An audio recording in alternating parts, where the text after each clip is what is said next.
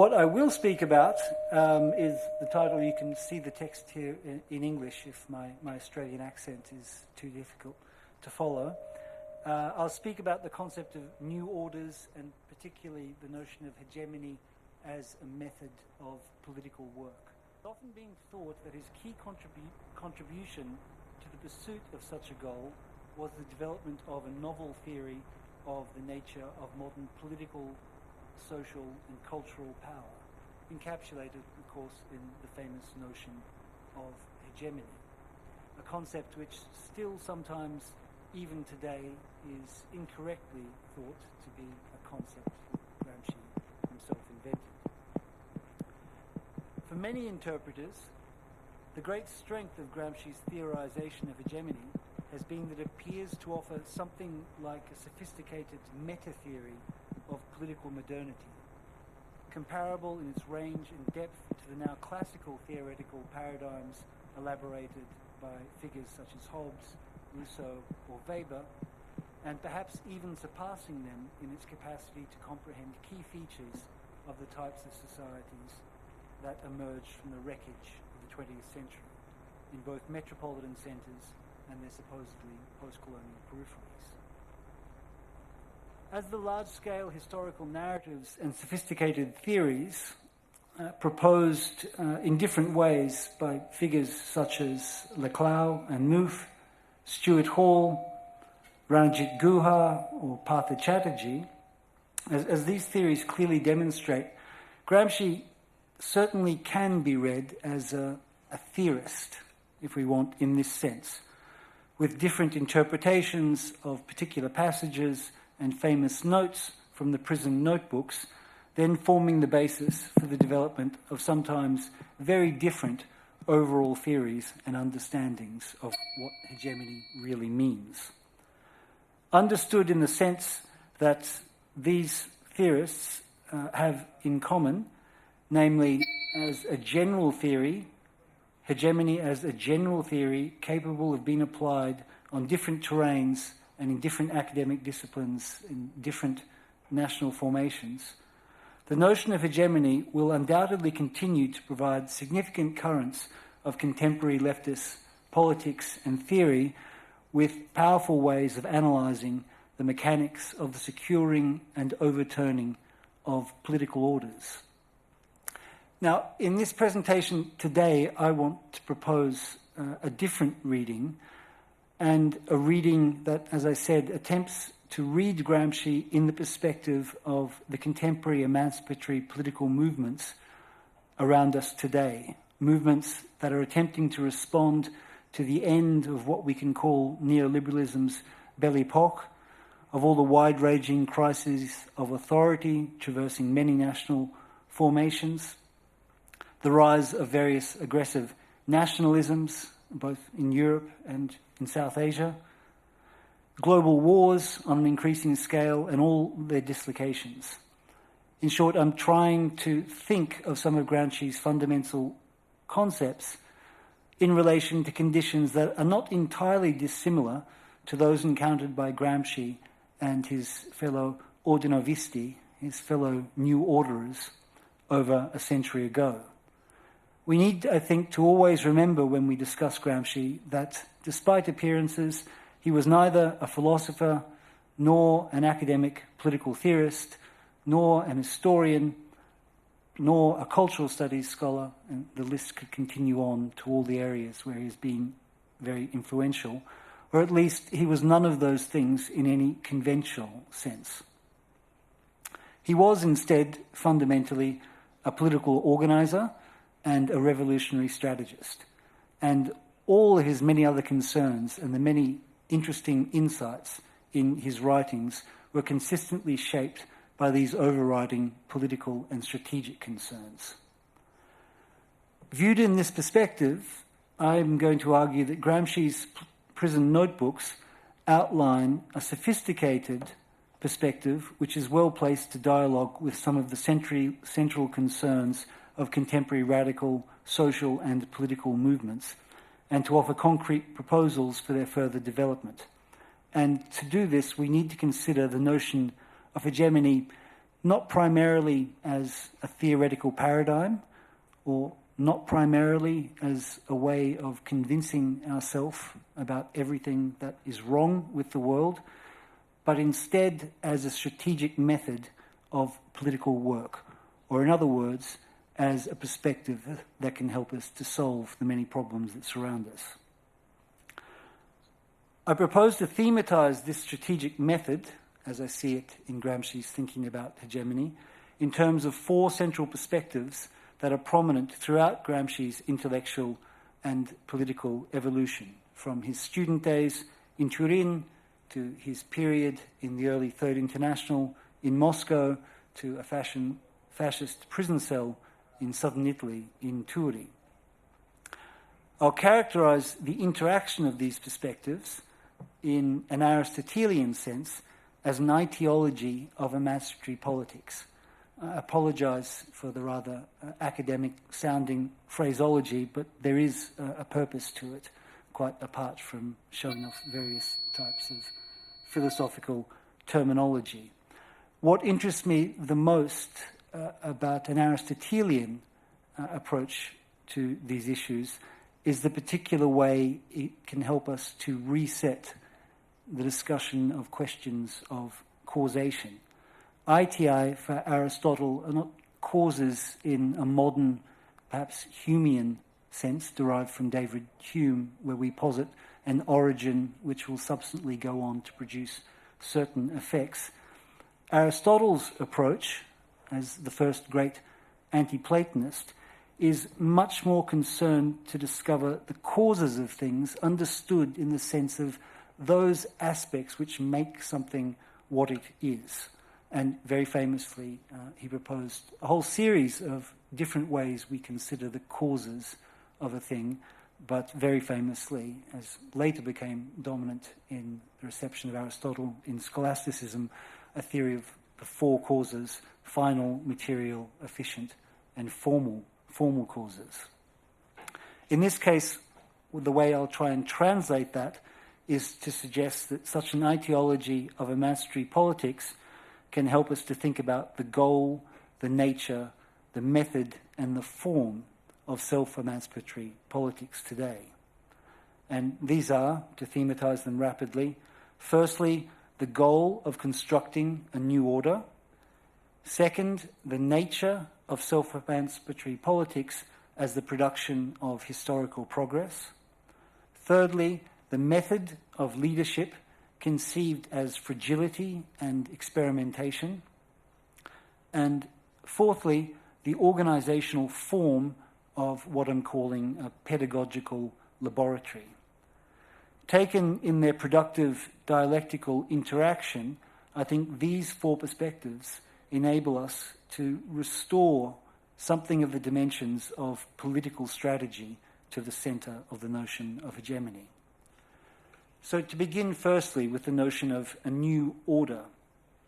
For Gramsci and his collaborators in that original publication, really an astounding political newspaper in all senses of the word, they weren't the only people back in the early 20th century looking forward to making things new.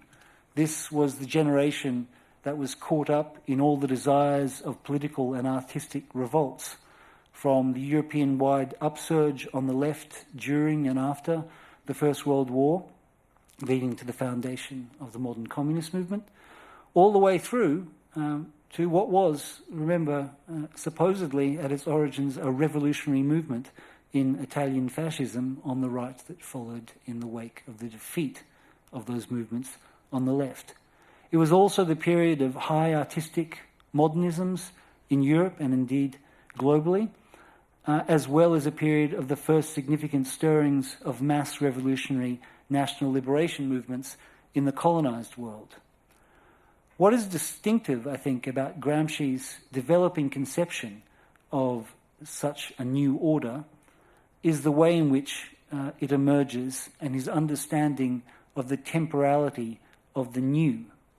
Unlike many of his contemporaries, Gramsci doesn't view the new as some sort of an eruption in the present of something that is totally unprecedented, effectively a sort of theory of an historical miracle. Nor does he see the new as a simple negation of the past by the present, which would be a theory of superannuation, in a way, of the passing of generations. These were all dominant theological figures at the time, and they were explored by many of Gramsci's near contemporaries, figures such as Georg Lukács, Walter Benjamin, Carl Schmitt, Ernst Bloch. The new order for Gramsci is instead thought of as an active mode of dis- and relocation that is internal to an existing situation. It's a process in which the new is prefigured in a literal sense in the struggles against the old.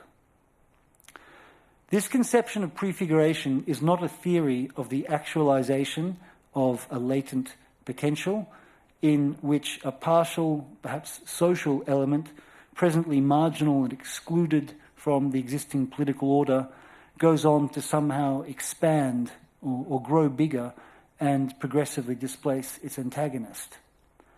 The new order of hegemonic politics, that is not a process in which the compromised old is simply replaced by a pristine new. This is because, according to the theory of the integral state that Gramsci develops throughout the prison notebooks, there is no element, either social or political or aesthetic or cultural, that is not already a function of and functional to the existing state order.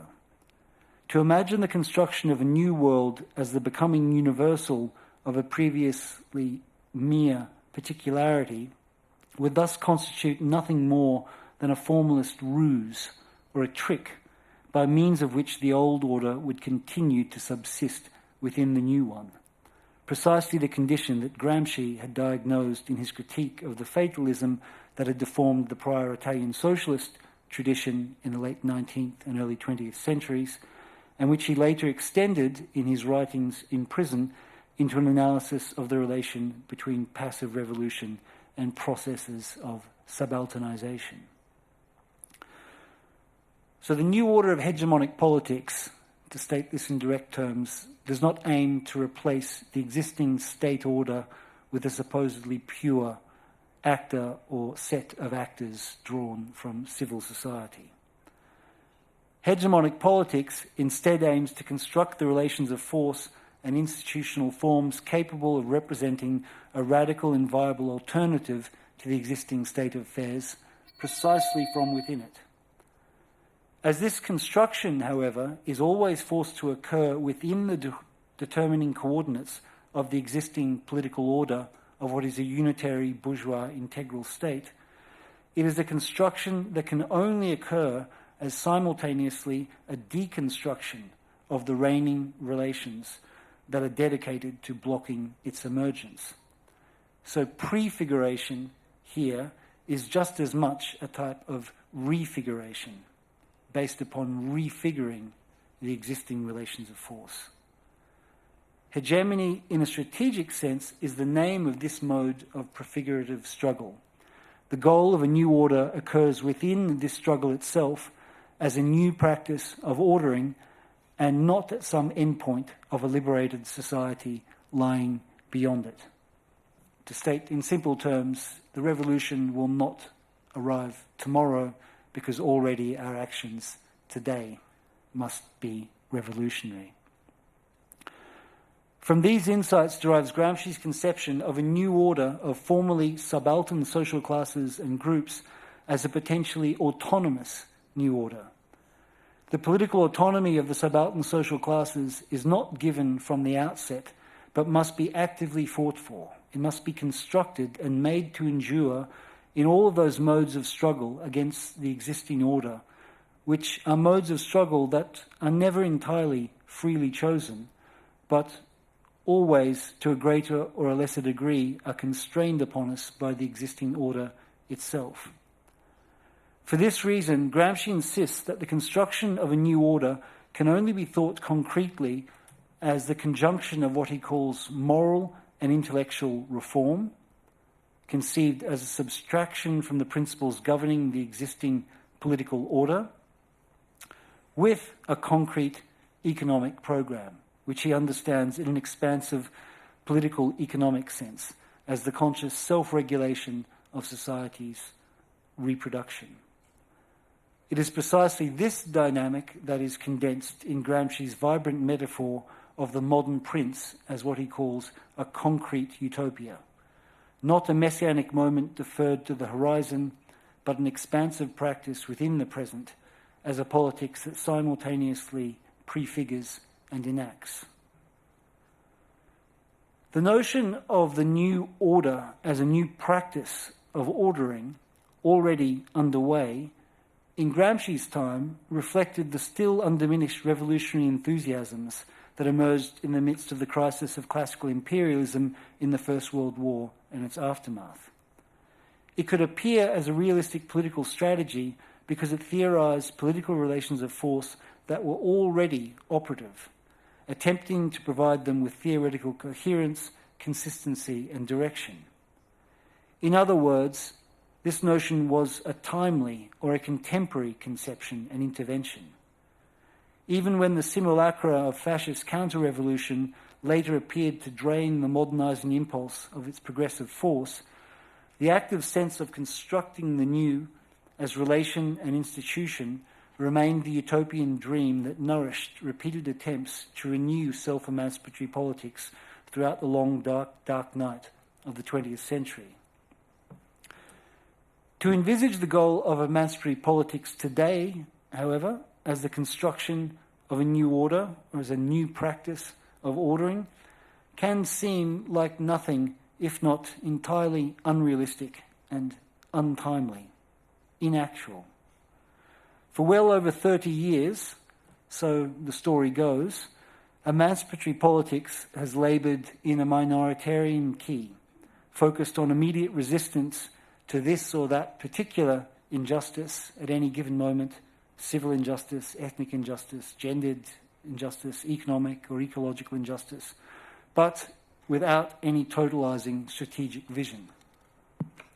I think it's surely time, finally, to put this fairy story to bed.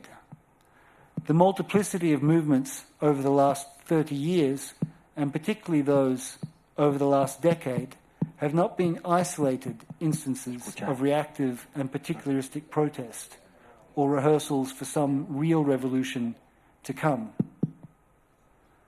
I'll just move this down. Perhaps easier to follow.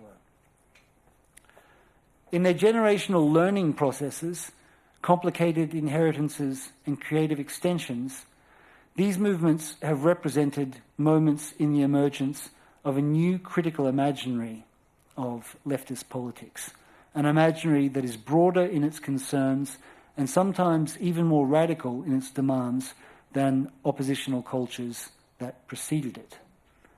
The clearest example of this, to my mind, is the centrality assumed in contemporary radical discourses and activity by themes of social reproduction initially highlighted by socialist feminists.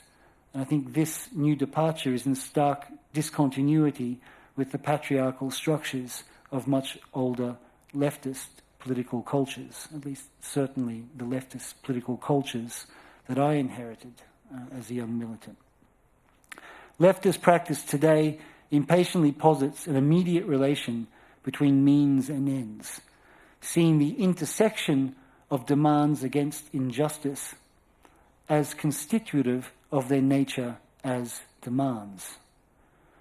To recognize the ensemble of these movements as experimentations in new practices of ordering in the here and now is thus also to project them beyond the present, in their prefigurative capacity of beginning the construction of our possible futures in the midst of the struggles of the present. So the second element, historical progress. The new order that self-emancipatory politics aims to bring into being is characterized unashamedly by Gramsci in the prison notebooks as an instance of historical progress. It's true that few concepts today have fallen out of fashion quite so decisively as that of progress, however it is defined. and most probably for very good reasons. It is not only the association of notions of progress with generations of reformism, the type of naive faith in an historical destiny that Walter Benjamin condemned so forcefully in the German social democracy of his time, which seems to compromise this notion.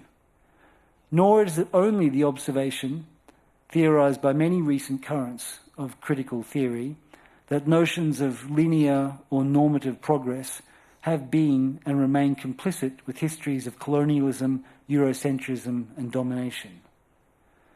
It is also the fact that a banalized conception of progress, cynically masked or marketed as modernization, figures among the weapons of the dominant politics of order of our time.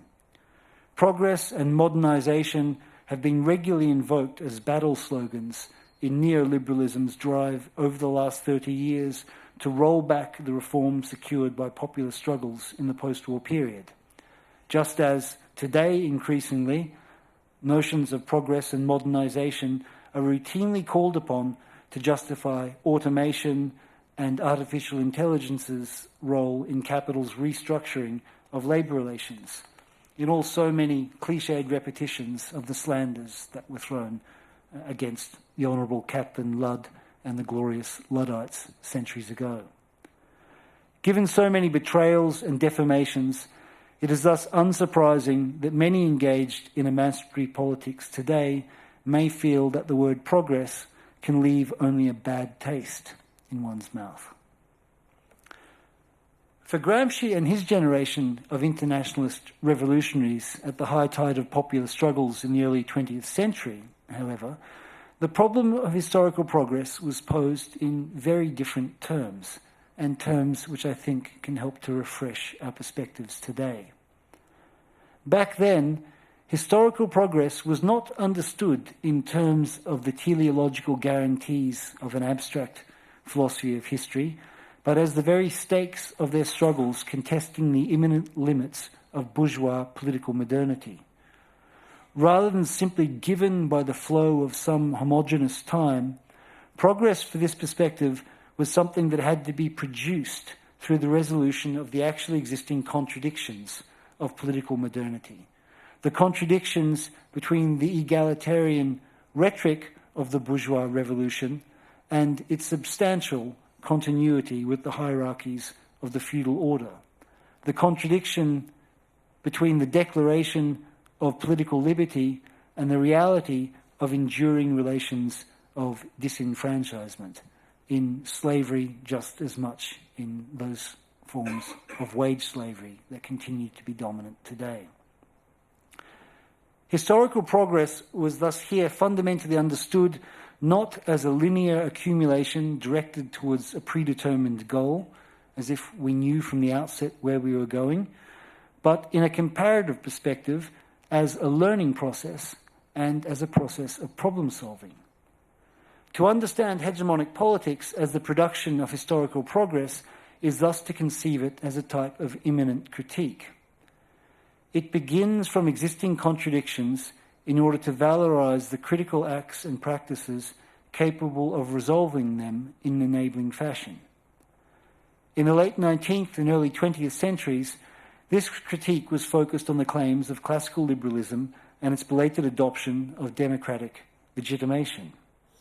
We should never forget how long it took the European bourgeoisie to become democratic, at least certainly in many parts of Europe after the Second World War, and in certain areas of Europe all the way through into the 70s and 80s, if indeed they have become at all democratic today.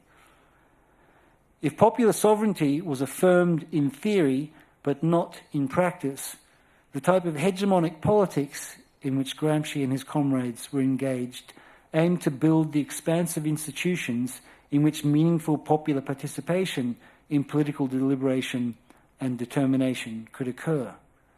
If slavery had been abolished on the basis of an inalienable claim to personal liberty, hegemonic politics aimed to extend that claim to the regulation of the supposedly normal labour relations still entrapped within the servitude of private property of the means of production of social wealth. In each of these instances, hegemonic politics aim to force bourgeois society to progress beyond itself, in an imminent sublation of its own constitutive limits. This conception of historical progress is not a normative one, or at least not in the sense in which normativity is commonly understood today. Normativity, for instance, in much contemporary political philosophy, I'm thinking here of currents influenced by John Rawls, is most often invoked in the aestheticized sense of the realization of a type of model, or a formalization of the ought as moral prescription. Rather than recommending how things ought to be, a conception of historical progress is, I think, better understood in terms of the Machiavellian tradition of the concrete fantasy in which Gramsci's thought was formed.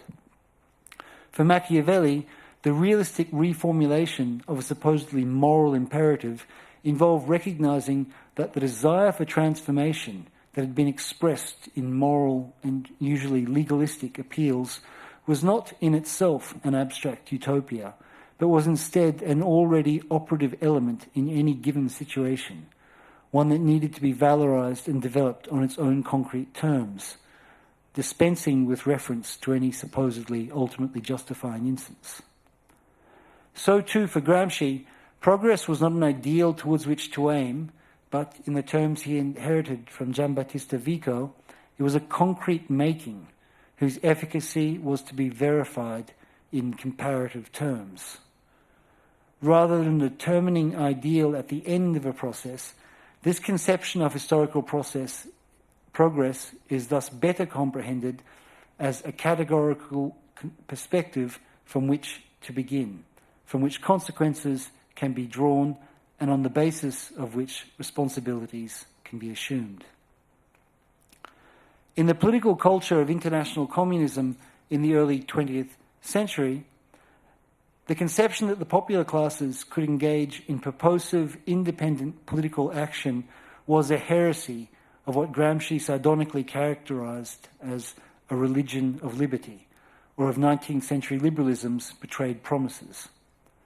Even when negated by fascist counter-revolution and Stalinist corruption, this notion of the transformation of the unfinished emancipatory tasks of the bourgeois revolution into practices of self-emancipation of the popular classes remained an orienting perspective that defined the continuity of the revolutionary tradition at the moment of its deepest defeats.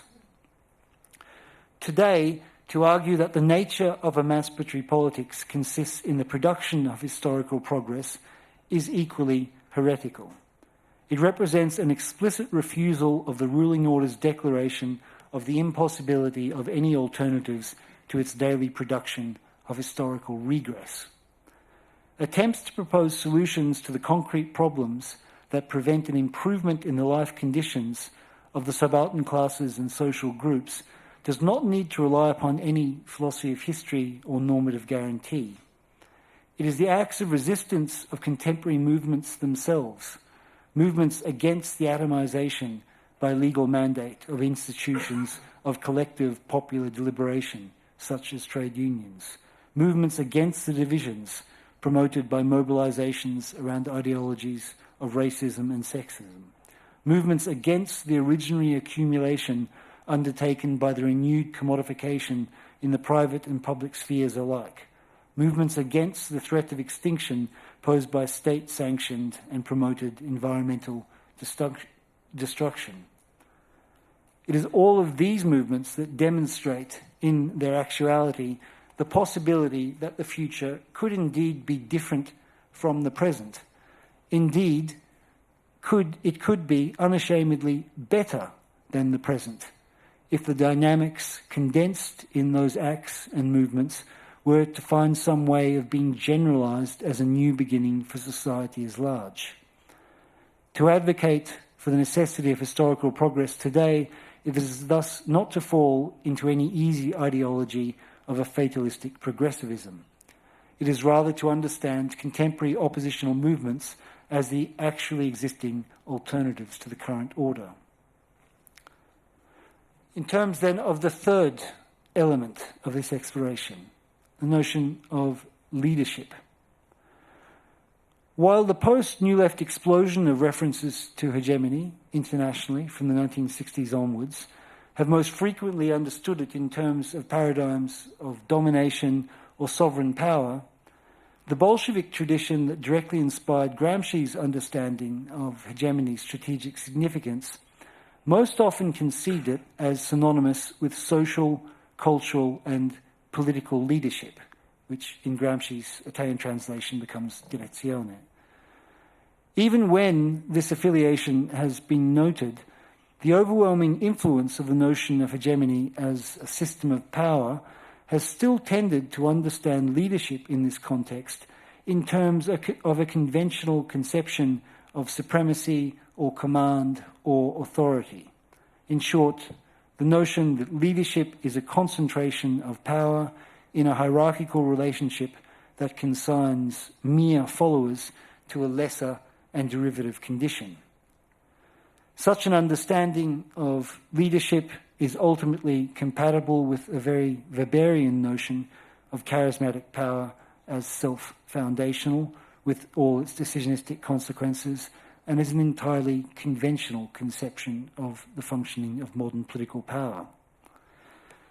Leadership in the Bolshevik debates, however, the debates that inspired Gramsci, particularly those he encountered during his stay in Moscow in the early 1920s, focused not in the first instance on the achievement of power as a capacity to issue commands. Leadership for the Bolsheviks was not something that could be won once and for all. It was instead primarily a strategic response to the necessarily temporally disjointed process of mobilization of the subaltern classes and social groups. The notion of a struggle for hegemony in Lenin's writings, for instance, does not signify a bid for any type of power, whether political or governmental.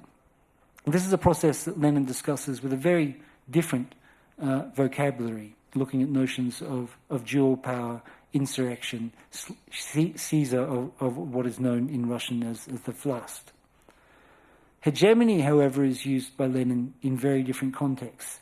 It consists in the active process of mobilizing the supposed followers of a political program and empowering them to become their own leaders.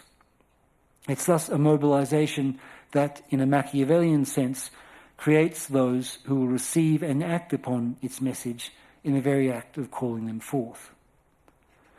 For this perspective, hegemony, the notion of the hegemony of the proletariat among the popular classes, did not mean the dominance or the power of the industrial working classes over the peasantry, for instance.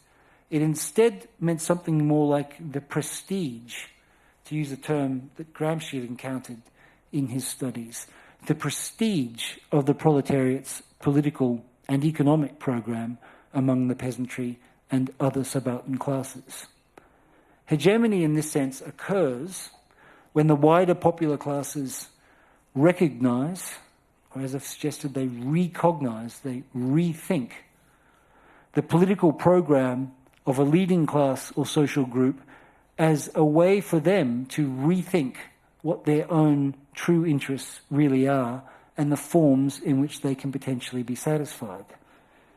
It was precisely this more expansive sense of leadership that characterized the post-revolutionary developments of hegemonic politics in the early 1920s in Soviet Russia, and for this reason, among many others, it makes at least this dimension of hegemony entirely irreducible to any merely mechanical conception of an alliance between a fundamental and a non-fundamental class, such as was once suggested by Nestor Leclau and Chantal Mouffe. In Gramsci's pre-prison and also in his prison writings, this relational understanding of hegemony is accentuated and elevated to the level of a conscious political method. Precisely insofar as hegemonic leadership is a capacity to mobilize and activate and inspire followers, it is not a self-referential source of power, but depends upon those following it to maintain its hegemonic status. In other words, hegemony always involves a risk. Rather than the type of sovereign command that seeks to guarantee its own decision, this is an image in which we can see the risk of a proposal that is made to an assembly or a meeting and is trying to find consent.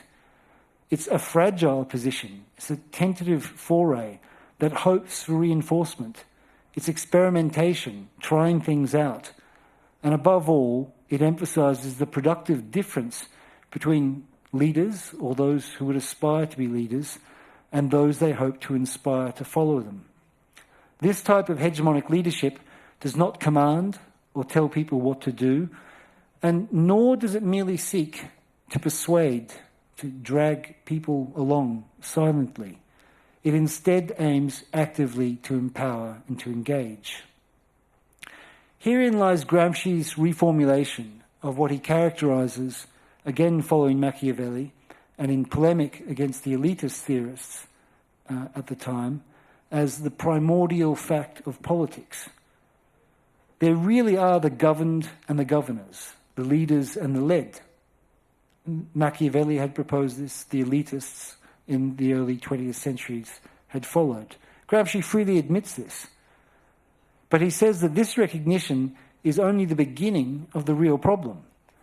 The real question then becomes how this given condition in almost any societal context is to be comprehended not as an obstacle to self-emancipatory politics, but as a productive resource for its development. Everything depends, Gramsci insists, on whether this distinction is regarded as permanent and inevitable, or as the expression of the possibility of historical movement. The relationship between leaders and followers is thereby reformulated not as given and not as a qualitative difference of type. Rather, it is much more similar to the constitutive temporal difference between an avant-garde or a vanguard and those it seeks to inspire to travel along the path it is highlighted as a viable mode of development. Between the moment of proposal and putting it to work, operationalizing it, or between the political formulation and its sedimentation in social movements as becomes part of our common sense, there always exists a productive tension, and it is this tension that drives genuinely self-emancipatory politics forward in an exploratory and experimental mode. This conception of leadership is thus not the static relation of hierarchical command. It is instead the exposed and fragile relationality of the experimental hypothesis. This is what science does. As a hypothesis, its truth can never be presupposed, but is always constitutively at risk in the experimental process of discovery, of being negated. Hegemony, instead of the self-assurance proper to modern sovereign power, actively works to remind itself of the possibility of its own failure. In all those moments when a leadership proposal no longer works, when the followers refuse to continue to travel along the path indicated by their former leaders and instead propose an alternative project, in effect, themselves assuming a potentially hegemonic role. To engage in hegemonic politics is to accept the possibility of just such a successful failure at every moment. The failure to produce the productive tension between the political initiative and its social base, or the movement to which it seeks to relate, but also the type of failure that results precisely from the fine-tuning of this tension and its reversal of polarities. In other words, the failure that results from the success of hegemonic politics as former followers themselves become leaders in new sequences and processes of struggle. Hegemonic politics, in this sense, aims to put itself out of business by enabling those who were led yesterday to become their own leaders today. The understanding of hegemonic leadership as risk as fragility and as dynamic differentiation represents a distinct understanding of the nature of the empowerment represented by and in emancipatory movements. Above all, it signals the autonomous nature of hegemonic politics from the normal forms of political power comprehended within the paradigm of modern sovereignty, even and especially in their left-wing variants. The Bolshevik and later Gramscian development of this perspective signified a new understanding of the nature of political leadership, not as a mechanism of domination, but as a learning process and as an ethico-political relation of self-emancipation. To imagine leadership in these terms today is to rediscover the essentially strategic dimensions of hegemony as a method of political work, as a way of doing politics. In a time when the mere mention of leadership is still regarded by some with suspicion, or, on the other hand, is all too easily asserted by others in entirely fetishized and ultimately sovereigntist forms, this understanding of hegemony reminds us that leadership is both normal and inevitable. An intervention into the life of a political movement, any intervention, a proposal that the movement adopts this or that priority, or a proposal for the short or long-term value of this or that particular action. All these interventions are always instances of leadership, however brief or modest they may be. What is decisive is not the temporal endurance or even the nominal authorship of any such intervention as a form of leadership, but is instead its openness to experimentation and the risks that are always implicit in its nature as a proposal seeking to mobilize. It is precisely such risks that the plurality of contemporary movements that we've witnessed over the last 30 and particularly the last 10 years continue to encounter as they intersect with their many different values and experiences with each other in the rhythms of all of the different and recurrent mobilizations that continue to define our times on the national just as much as the international level. Finally, then, the fourth perspective, the notion of a pedagogical laboratory. If the strategic perspective of hegemony aims towards the development of a new process of ordering and not merely the rearrangement of an existing order, and if the nature of hegemonic politics consists in the production of historical progress as the concrete and imminent critique of the current state of affairs, and if leadership as an intervention is a method for undertaking such a dynamic and unashamedly partisan project, hegemonic politics nevertheless still confronts a potentially disabling paradox. By taking its distance from the reigning sovereign form of politics, does a hegemonic approach to politics not run the risk of simply falling behind them? Might hegemony, that is, not come to represent anything more than an ephemeral moment prior to the affirmation of one form of sovereignty or another, destined to be replaced by its antagonist precisely insofar as it seeks to make its own dynamic nature endure? Is hegemonic politics, that is, incapable of any form of durable institutionalization without losing the distinctive features that make it what it is? This was the paradox that Gramsci himself confronted while in prison. Alone.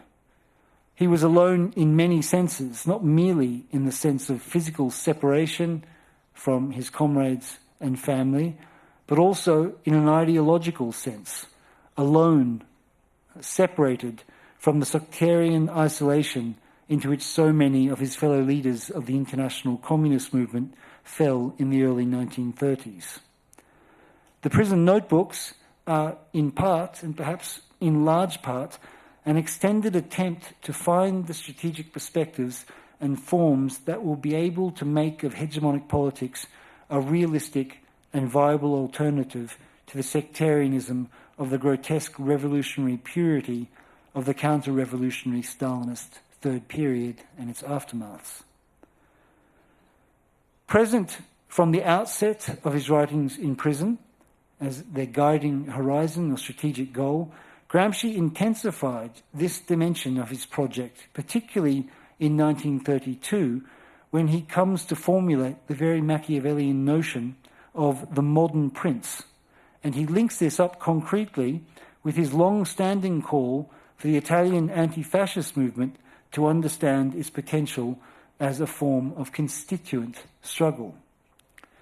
The result was a distinctive conception of political organization, not as an administrative apparatus of order, not as a sort of machine that condenses force, and not as a type of monopoly of command, but instead as a pedagogical laboratory, as I'm calling it, of self-emancipatory politics. In other words, Gramsci is attempting to think the possibility of a type of political party that is not simply a small form of the modern state, but instead represents an alternative to it. Gramsci's notion of the modern prince can be regarded as the concrete mythological expression of such a conception. The modern prince is a pedagogical laboratory in the sense that its dynamic of combination and communication aims to create the conditions for a learning process of the already existing potentials for self-emancipation among the subaltern classes and social groups. The modern prince as a mythological and inspirational figure, and its institutional concretization in the dynamic of a constituent assembly of anti-fascist forces, provided forms in which Gramsci thought the subaltern classes could discover collaboratively their own capacities for self-emancipation and self-governance. Its function was to make endure and make productive the differences, tensions, and conflicts that are constitutive of hegemonic politics as an always risky intervention into the historical process. As an expansive process of moral and intellectual reform, it was situated simultaneously in the midst of, outside, and beyond the relations of subalternization that are inherent to the modern bourgeois integral state. The modern prince, that is, was a form of relation and potentially a space in which the subaltern social groups could attempt to reforge themselves into autonomous political forces. The reformulation of political organization, not in terms of powers of command, but in the pedagogical term of a laboratory of self-emancipation, was for Gramsci linked to the needs of the anti-fascist struggle in the 1930s, as what he saw as the most viable form in which the subaltern classes could rediscover their potential for social and political autonomy.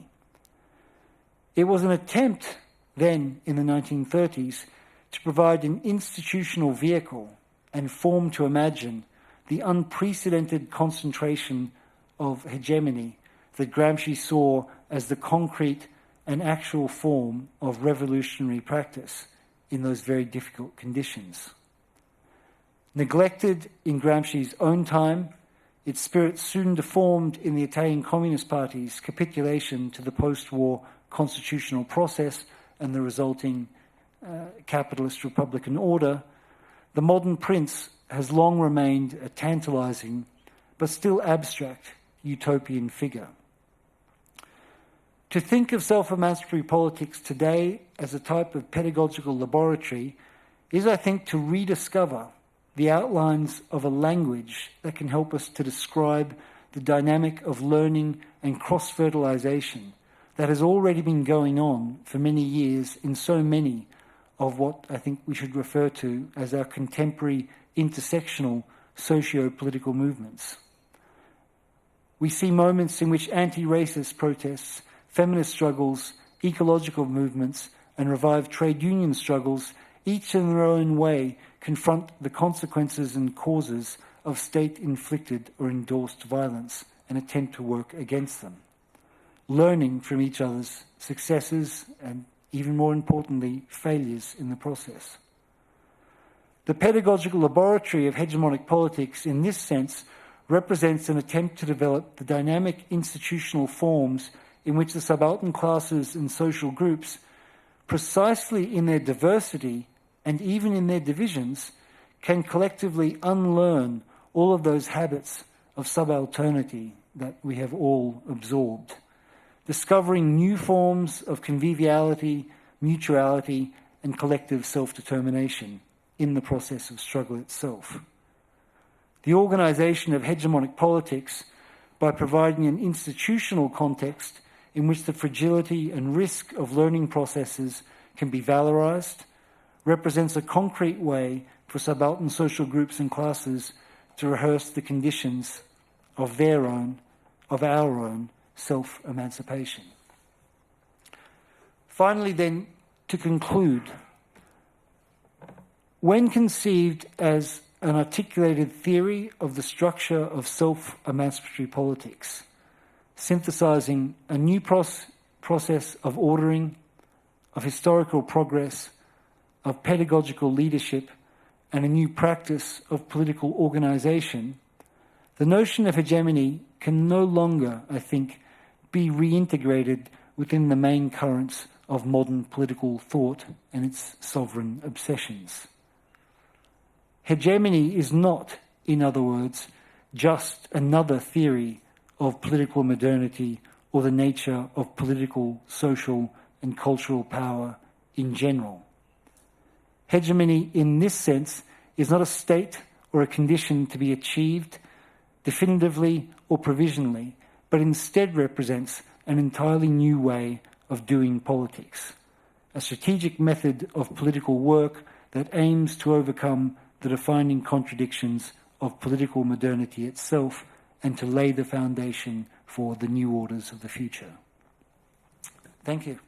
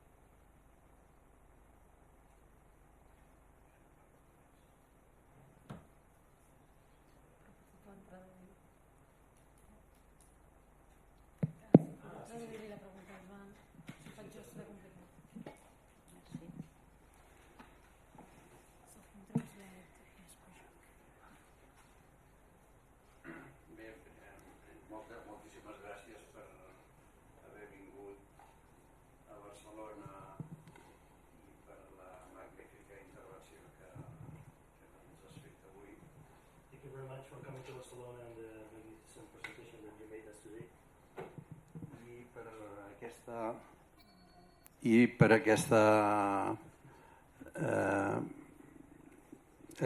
Aquest rebat, estem al nostre país estem al final d'una etapa. Ja, no, és que jo crec que per preguntar igual. Bueno,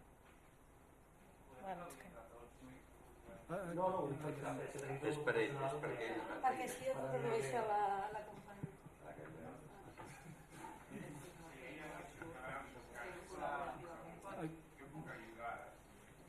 No, però ja estem pagant una traductora. 20 minuts. Bé, doncs deia que moltes gràcies per haver vingut a aquest seminari que hem organitzat entre tres entitats que volem entendre el Gramsci, el gramscisme, com una forma de poder pensar en l'emancipació, no com un treball estrictament acadèmic o filosòfic, no?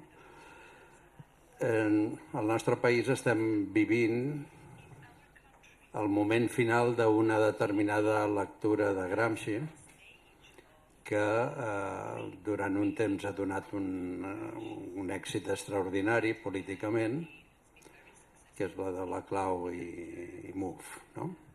Però que ara ha arribat al seu final, no? I llavors la teva proposta d'interpretar l'hegemonia com un mètode, no com un mètode de convèncer, de conquerir més consens, ni com un mètode d'aconseguir provisionalment una arribada al govern, sinó com un estil de treball, com un mètode de treball polític, en fi, jo crec que ens ajudarà bastant quan puguem pair tota la teva intervenció, doncs ens ajudarà bastant en la fase que s'està obrint, no? En relació als 4 moments que has plantejat, estretament interrelacionats, jo crec que són una visió que va molt més enllà del que en aquests darrers anys hem estat patint en aquest país en relació a la suposada hegemonia política, no? Jo em volia referir només a 2 aspectes. Un, el tema del progrés. Vaig descobrir fa un temps que la crítica al progrés, o sigui, que la concepció de progrés de Gramsci que ens has explicat està molt relacionada amb una publicació de principis del segle XX de George Sorel, que era una crítica del progrés burgès. És un aspecte que en general no s'ha tocat gaire, ara mateix no tinc el títol en el cap, però era tot un llibre que a més es va publicar traduït a València a una editorial molt coneguda que traduïa les coses més avançades del pensament mundial, no? En el nostre país, no? Per tant, la idea de que el progrés entès a la forma burgesa tenia el seu punt de partida en la il·lustració burgesa. La il·lustració no és un fenomen únic, hi ha una il·lustració fisiocràtica, liberal, no? Hi ha una il·lustració democràtica, no? Pues el que és tota aquesta gent, per Sorel, eren l'exemple de que el progrés no era l'objectiu propi per les forces emancipatòries, no? I crec que llegint Gramsci podem trobar traces d'això. I l'altra qüestió és el tema de la divisió entre dirigents i dirigits. L'apartat tercer que has mencionat sobre el lideratge m'ha recordat molt una part dels quaderns en el que Gramsci diu que en la tria dels quadres del nou príncep modern, dels organitzadors, dels dirigents, dels quadres, caldrà sempre tenir en compte no perdre mai de vista la perspectiva de que es tracta de superar la divisió entre dirigents i dirigits.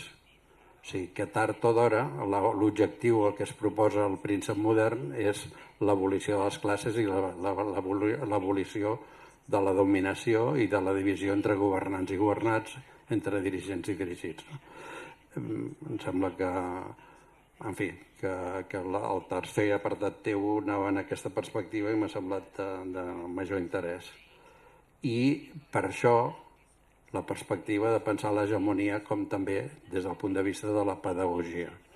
És a dir, no es tracta de dirigir, no es tracta d'ensenyar des de dalt, des de fora de la classe. Hi ha un moment en els escrits previs a la presó que Gramsci, crec que és en l'article Democràcia Obrera o en l'article Partit i Revolució de l'any 19 o 20, que planteja que el partit forma part de la classe, no s'adreça a la classe des de fora, sinó que participa des de dins de la classe en el procés. I per tant que la pedagogia ha de permetre no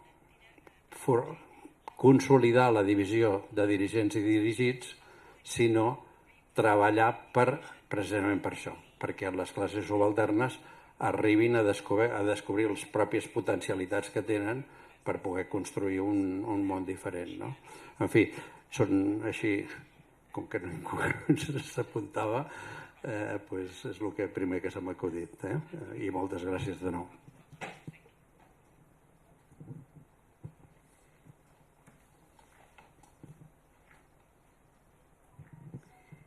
A mi m'ha agradat la teva exposició perquè jo sóc un activista de peu i el que he sentit jo crec que ens pot ajudar a coordinar les diferents lluites d'una població. Diguem, diferents grups polítics petitets. Les lluites sempre tenen a vegades un punt no d'egoisme, sinó de protagonisme, no? I jo crec que aquesta eina, jo sempre he cregut en la pedagogia, jo crec que un polític, si no és pedagògic, no serveix per res. Les lluites hem tingut de ser molt pedagògiques perquè la gent ho entengui, les lluites. I bé, el que has explicat jo penso que és bastant útil per crear, per créixer, menys de ser moviments petits, no? Poder treballar com unes plataformes més àmplies, no? Jo crec que pot servir per això, que jo crec que ens hem de prendre molt en sèrio tot el que has explicat, perquè pot servir per ampliar la lluita. La gent, primer perquè les lluites vagin més juntes i després perquè la gent se senti protagonista, la gent de peu, que no dirigeixen les lluites, que venen un dia amb elles, se sentin més protagonistes, no? Només una petita reflexió.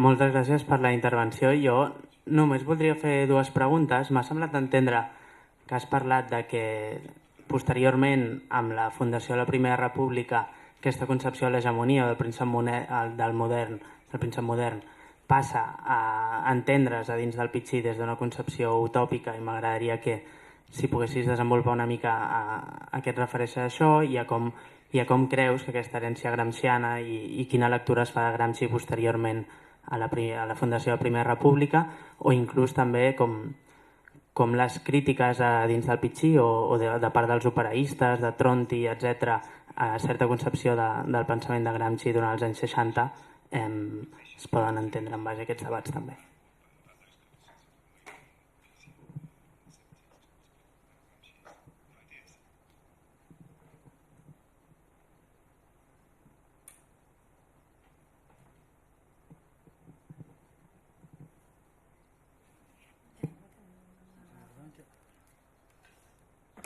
Thank you very much for the comments and questions. I'll start with, I'm sorry, a comrade here at the front, whose name, Duan. Very, very interesting reflections, and now in a way I maybe will say things that may offend some people.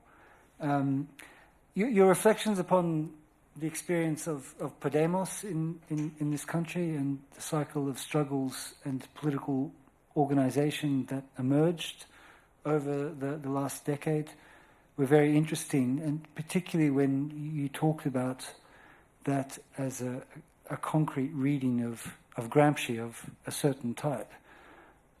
because it was a reading very much inspired by Ernesto Laclau and Chantal Mouffe in different ways, and produced a distinctive conception of politics that seemed to work very effectively for a certain period of time, and then ran up against its own limits, in a sense. And the limits they seemed to produce, to me, in Podemos, consisted in this encompassing, homogenizing figure of the people as the core terrain of their operations, without any expansiveness or openness to considering the possibility, as it were, of struggles within the people and the necessary dislocations that occur in any political process, and the various congresses and the fights between the areas and the lack of political momentum that emerged from that, I think can be traced back to theoretical foundations in that particular tradition of readings of Gramsci, Laclau and Mouffe, but before Laclau and Mouffe, a long tradition of reflection in the Italian discussion as well regarding the nature of a hegemonic form of politics. It's interesting to say that experience has come to an end, because I think that's not only in Spain. I think that season, that way of understanding hegemony has now, in effect, been exhausted. It will continue to be there. It will continue to be an important theoretical structure for academic studies and discussions. But politically, I think any propulsive force that it had is now much less. And it may be that new seasons of reflection on Gramsci, asking how we can translate some of his ideas into contemporary struggles, is starting to open up for us as a result of that process. Picking up on a point came through also in a contribution from the back regarding pedagogy. Here I think is one of the central things to try and understand what it is we do when we're doing politics.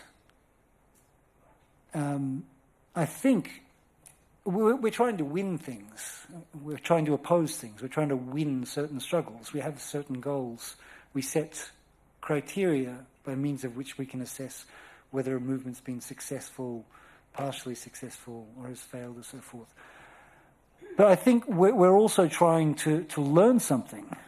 I mean, we engage in politics because we want to know, can things be different? Can I contribute to changing something in the world to make it better? That is a learning process that's central to how we understand politics. I know for me personally, engaging in politics means that I want to know more. I want to experiment and try. What's interesting is all the structures and the experiences of power relations in capitalist societies give us a strong incentive to forget that fundamental motivation we have in the political field, and learning processes can very easily be cut off, and politics bogs down into wars of position between different groups or different sectarian attitudes. I think trying to emphasize the capacity for us to learn something through concrete political activity is an important perspective to hold on to understand politics as a pedagogical experience. And that means, to use some terms that were very important for Gramsci, which he took from his translation of Marx's theses on Feuerbach, it means always remembering that someone has to educate the educator. That's what's going to happen to you when you're in politics. You're going to learn things, and you're going to be taught things as well. And sometimes you might be able to help others learn some things, but much of the time we need to approach politics with a certain type of humility, because we'll always be surprised by what people, all sorts of different people in different ways, can achieve when they engage in working together to overcome one or another form of injustice. On the topic of the Italian, the First Italian Republic and the role of the Italian Communist Party in it, I think it's very important to state this fact, which some people have regarded as scandalous when I've pronounced it in the past. I think the most successful political activist of the 20th century was a man called Palmiro Togliatti. That doesn't mean I agree with him on many points. It means I recognize an incredible and astounding achievement in his political work. The Italian Communist Party that developed under his leadership in the post-war period, it wasn't just another political party like other political parties. It was almost a whole alternative society existing inside Italian society, but with massive levels of international prestige and reverberation.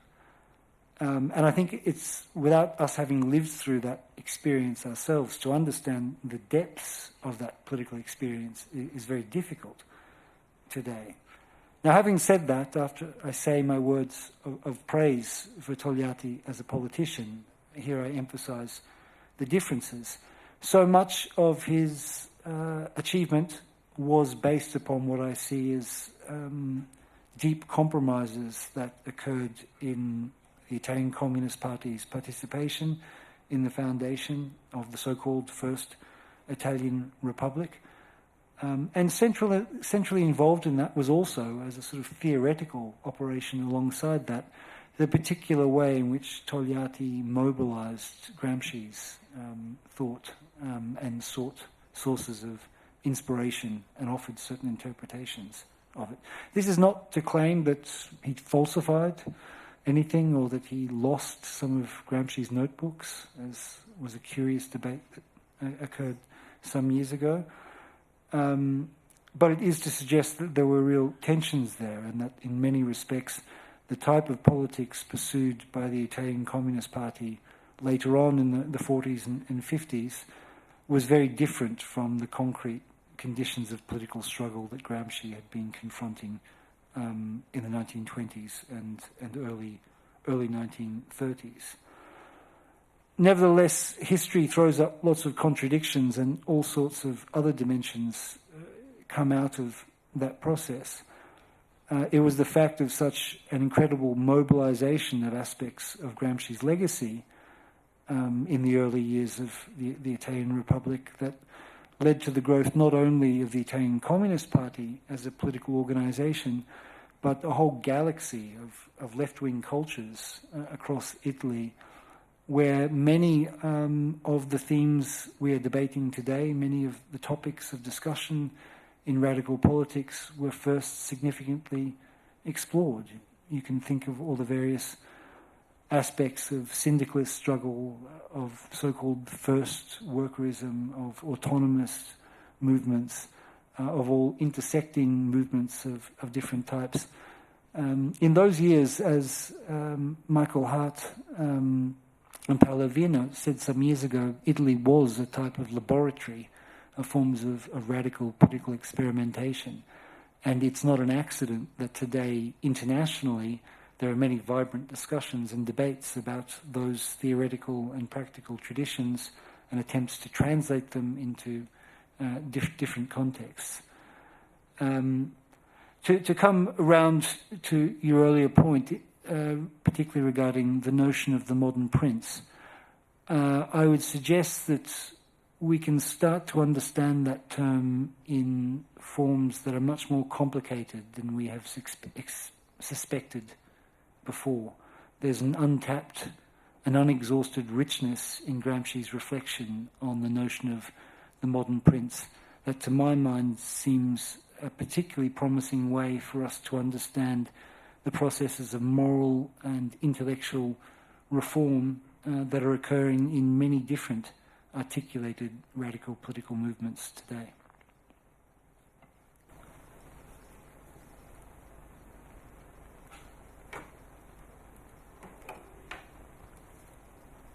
Si voleu fer alguna pregunta més, farem una segona ronda i si no ja acabaríem.